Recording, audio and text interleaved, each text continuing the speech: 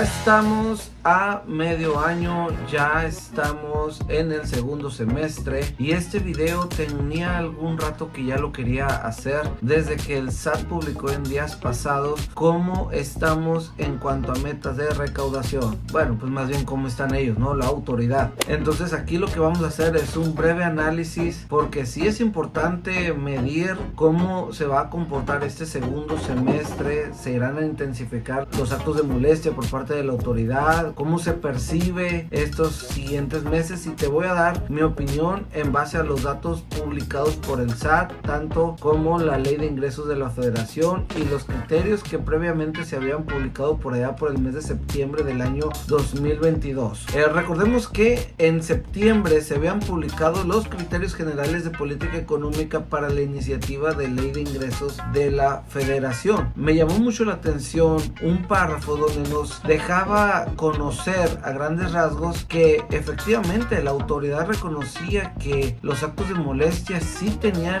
un impacto en la recaudación. Sabe la autoridad que incentiva a los contribuyentes a pagar los impuestos y las contribuciones. Algo que estaba muy interesante también es que nos dejaba ver que las medidas y las estrategias que la autoridad iba a estar tomando, pues se iba a estar dedicando a combatir el fraude fiscal y a buscar la eficiencia recaudatoria. Ahora, pues uno podría pensar que la manera en que iba a combatir el fraude fiscal pues iba a ser a través de mecanismos como la publicación de la lista de las factureras, la lista de las empresas que facturan operaciones simuladas. También uno pensaría pues que esas medidas iban a ser enfocadas en un incremento de auditorías, pero no, señores, la verdad es que este primer semestre ha sido más marcado por el tema de invitaciones y vigilancia profunda. Pero algo que estaba por ahí escondido en los anexos que me gustaría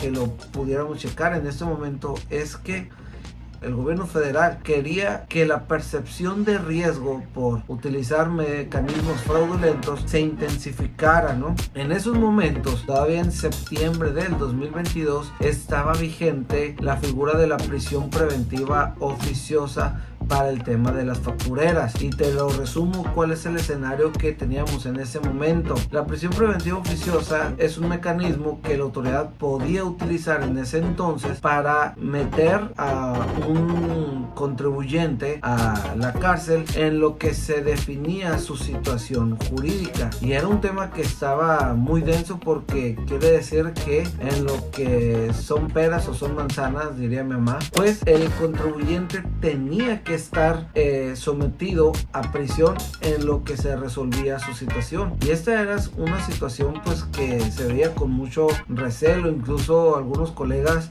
no creyeron que fuera a suceder algo respecto a esa figura, pero de ser así quiere decir que el contribuyente pues iba a sufrir las consecuencias de que la autoridad tuviera la sospecha, porque ni siquiera estamos hablando de una resolución firme. Con tener la sospecha ya podría integrar los expedientes y ejercer los mecanismos para que el contribuyente estuviera en prisión mientras se resolvía su situación. Y al estar incluso bajo las leyes de ley de seguridad nacional y la ley en contra de la delincuencia organizada, te voy a poner el título bien aquí en este video, también se tenía el temor si el contribuyente iba a estar en una prisión para el foro común o iba a estar en una prisión de alta seguridad por el tipo de leyes donde estaba contenida la prisión preventiva oficiosa, ¿no? Es una situación pues muy interesante que gracias a Dios la corte resolvió a favor de que no hubiera prisión preventiva oficiosa para este caso, porque efectivamente no se trata de un tema de seguridad nacional. Entonces este argumento para aumentar la percepción de riesgo quedó definitivamente pues en el pasado, ¿no? Pero pues no se conocía. Eso fue una resolución de la corte,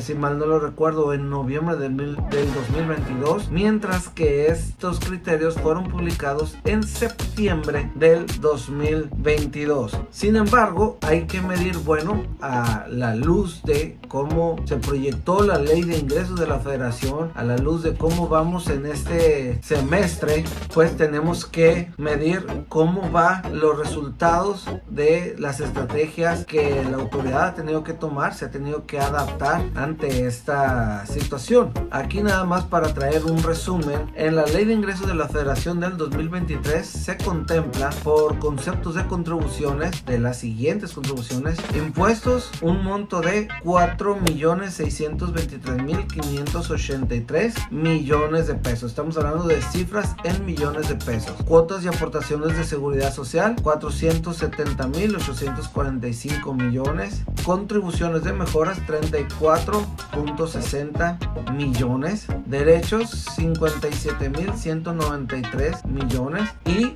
la suma de todas estas contribuciones son un total de 5.151.656 millones de pesos, nada más en contribuciones. Ahora bien, tenemos que volver al Código Fiscal de la Federación para pues definir qué podemos entender por contribuciones y por qué lo estoy tomando de este artículo. Ahorita vamos a ver el comunicado que lanza el SAT el 10 de julio, donde nos anuncia pues cómo vamos en la recaudación en la mitad de año, y realmente hay algunos conceptos que no me quedan muy claros. A lo mejor si algún colega nos pudiera aclarar si se refiere a algo específico o también le resulta ambiguo, pues me gustaría saber su opinión. Pero dice el artículo 2 del Código Fiscal: las contribuciones se clasifican en impuestos, aportaciones de seguridad social, contribuciones de mejoras y derechos. El Código Fiscal define qué es lo que podemos entender como una contribución. Ahora sí, vamos a lo que es el comunicado del SAT del pasado 10 de julio del 2023, donde da a conocer los ingresos tributarios. Ya desde ahí me deja una duda el título, porque no sé exactamente a qué se referirá con ingresos tributarios, pero bueno, estamos hablando del título, me imagino que en el contenido lo va a desahogar. Pero sorpresa, la verdad es que tampoco nos dice mucho el contenido del comunicado de prensa. Nos habla en términos de recaudación acumulada por 2.272.339 millones de pesos. Pero esa recaudación acumulada, ¿de qué se trata? ¿Serán impuestos, serán derechos, son contribuciones? Y más abajo nos pone una tablita donde nos está comparando los ingresos tributarios. Y también me quedo pensando, bueno, los ingresos tributarios, ¿de qué estamos hablando? ¿Serán puros impuestos? ¿Incluyen las contribuciones? La verdad es que yo no lo sé, pero si tú lo sabes, por favor te invito a que en los comentarios nos ayudes a aclarar esta situación. Así las cosas, esto me pone pues ya con ciertas referencias para hacer un breve análisis. Ahora bien, volviendo a la proyección en la Ley de Ingresos de la Federación del 2023, podemos ver la suma de contribuciones que se componen por impuestos, cuotas y aportaciones de seguridad social, contribuciones de mejoras y derechos por un total de 5.151.656 millones de pesos. Ahora, si yo comparo la cantidad que el SAT me está presumiendo como una recaudación acumulada contra las cantidades que me está poniendo en la Ley de Ingresos de la Federación, ya puedo medir el porcentaje de avance que tiene. El problema es que yo no sé qué entender por recaudación acumulada, así que tengo dos parámetros contra los cuales medir este avance. Primero lo voy a medir contra los puros impuestos, dejando afuera las demás contribuciones. Si yo tomo la recaudación acumulada, 2.272.339 millones, y lo divido entre los impuestos proyectados en la Ley de Ingresos de la Federación del 2023 por un total de 4.623.583, a mí me da un porcentaje de alcance de esa meta de 49.15%, que no está mal. La verdad pues se acerca a la mitad que de lo que había proyectado para este año, se acerca a la mitad y pues corresponde a la mitad del ejercicio.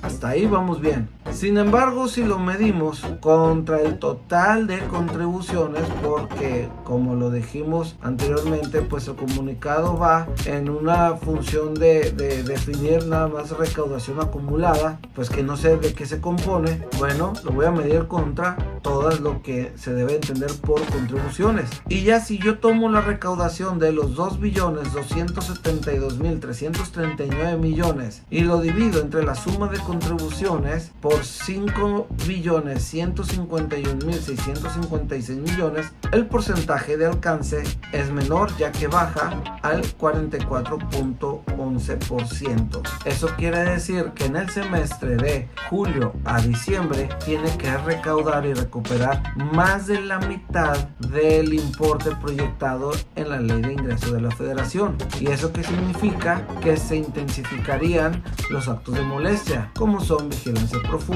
como son cartas de invitación, todos los mecanismos, auditorías, ya sea de gabinete, electrónicas, visitas domiciliarias, todos los mecanismos que el SAT tiene a su alcance para metas de recaudación.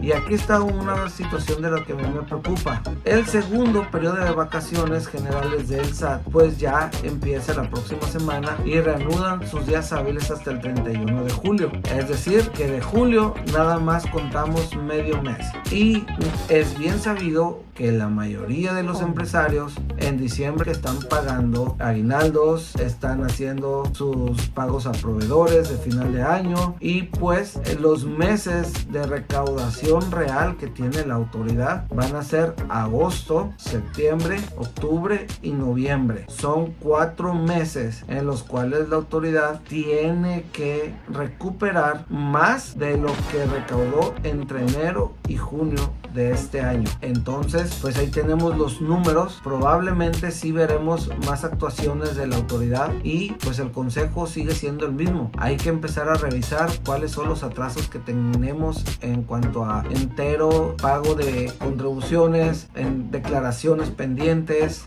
contabilidades atrasadas, todo eso para que la autoridad no nos agarre mal parados. Muchas gracias, yo soy tu compa Samuel, sabes que puedes contar conmigo para todo lo que necesites. Estamos en www.fiscoenrecompas.com. Recuerda que para cualquier situación tú tienes derecho a una consulta gratuita en la que podamos aclarar o ampliar todas tus dudas. Estamos para servirte en todo. Muchas gracias.